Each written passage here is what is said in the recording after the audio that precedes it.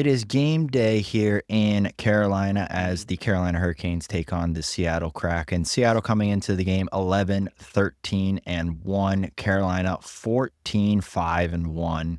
As we head into tonight's game, we're going to take a look at some of the numbers heading in.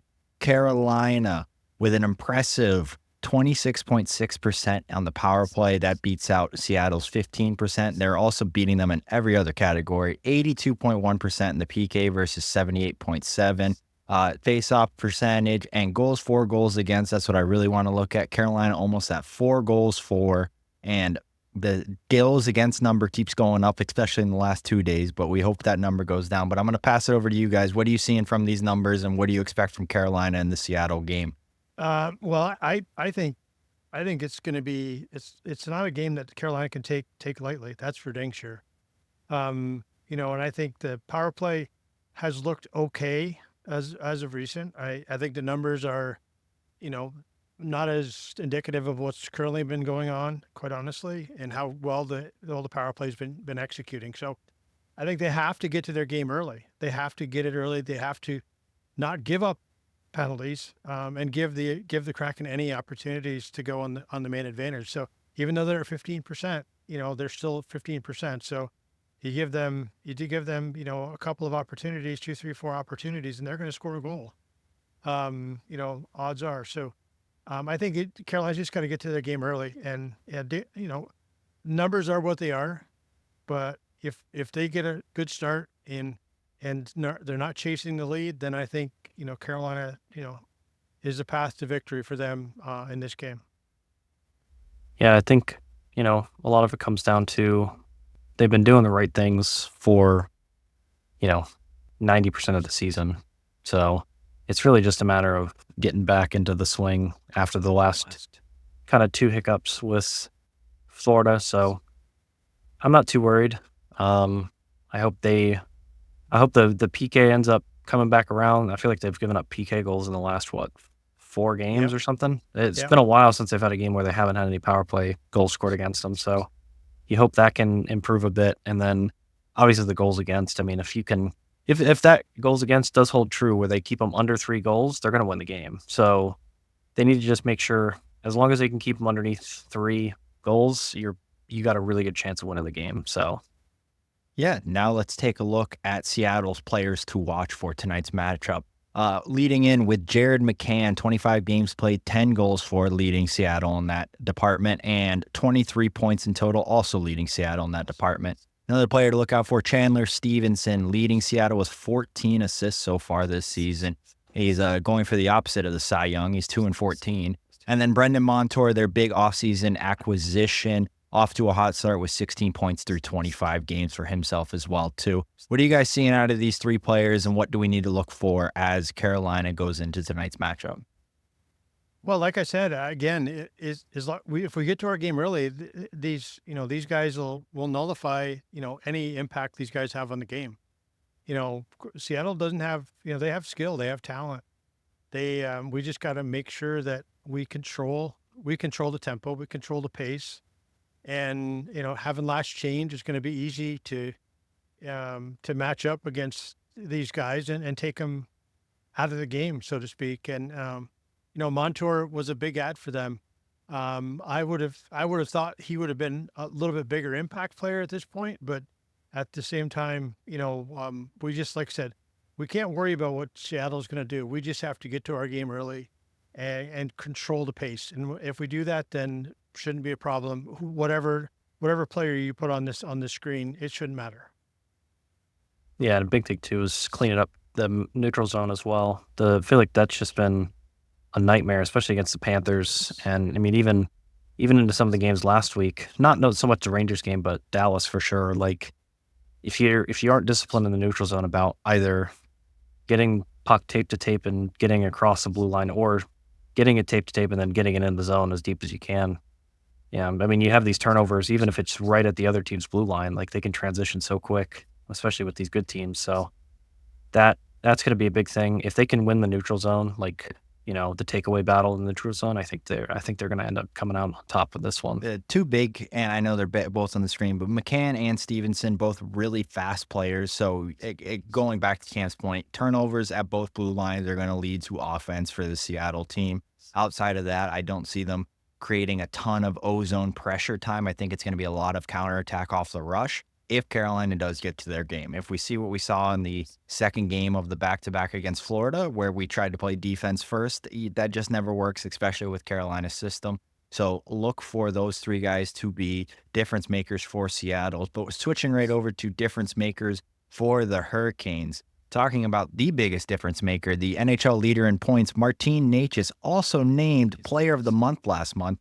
He's off to a red-hot start with 37 points in 24 games, leading Carolina in that department, also leading them in the assist department with 25 on the season.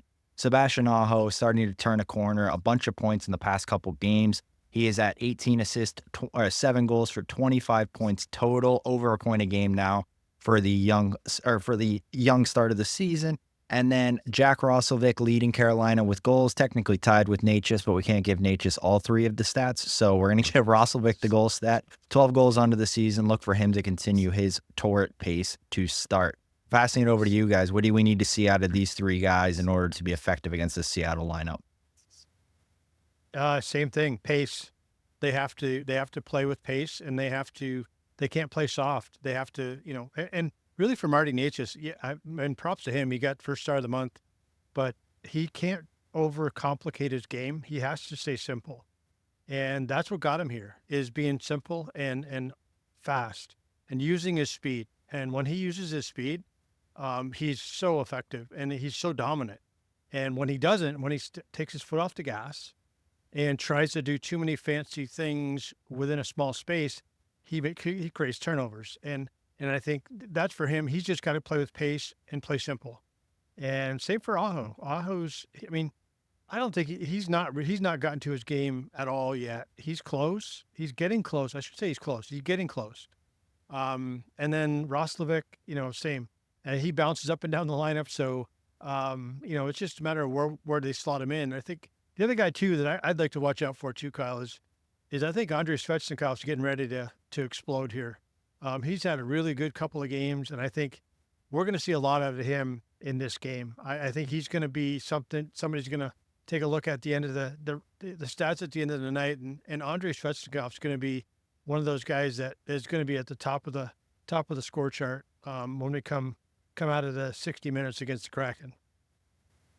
Yeah, I think that, obviously these three guys can be difference makers at different points in the game. So, yeah, you just hope for the Canes' sake that they just, use everybody on the ice. Don't try to be one-man show, just trying to carry it in. Because that's kind of where Nate just does get into trouble sometimes, is he'll try and carry it too much or hold on to it too long and doesn't use his line mates. Now, I know it's tough when, you're getting juggled around all over the lineup kind of thing, with lines changing pretty much nightly at this point, and sometimes within the game as well. So just being more comfortable with the guys you're playing with is going to be really important for him. So I wouldn't be surprised if Rod caters a line that is just for him. Yeah. I think we see it already. He's looks like the matchup will be with Aho and Necas on the same line for this game. So I'm excited to see that combo together.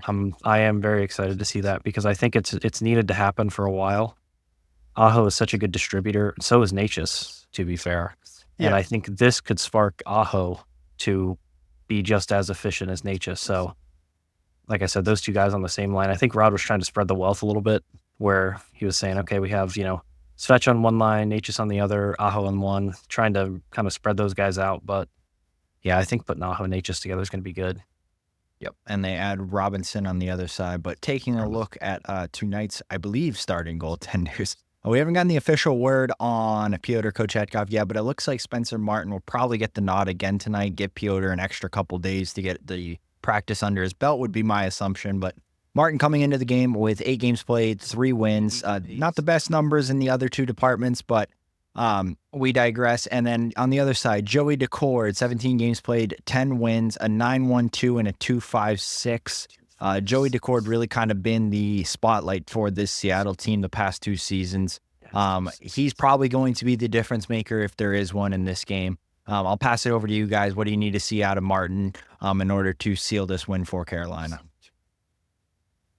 Uh, he's got to make the save when we need him to make the save, and the simple saves. It seems like he gets scored on what we would think should be simple saves, but doesn't seem to be working out for him right now. But I think really the key is to getting to Decourt early, getting in his face, getting traffic, because when he gets comfortable and he starts seeing pucks, and he starts feeling the pucks, and then when he gets into his game and settles in, man, he's tough. I've watched a handful of games with him, and he's just so dynamic in the net, and he creates so much defensive what's the word I'm looking for? Confidence that, I'll just make the save. And I think we need the same confidence out of Spencer Martin, albeit, he's not, a starting goaltender, but at the same time, he can play with confidence. We saw him against Ottawa. He played with confidence against Ottawa, and it was damn the torpedoes in that game, and he was not letting a goal in. We need that effort from Spencer Martin against the Kraken.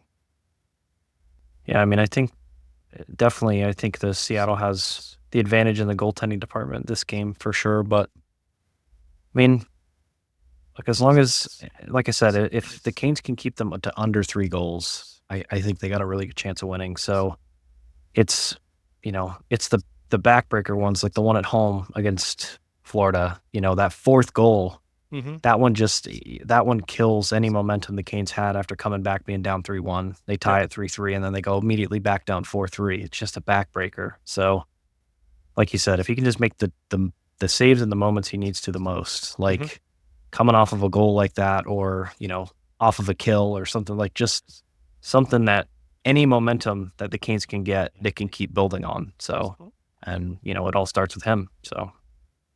All right, that'll be tonight's matchup from the Lenovo Center. Seattle taking on Carolina. It should be a doozy, and we will see you guys next time.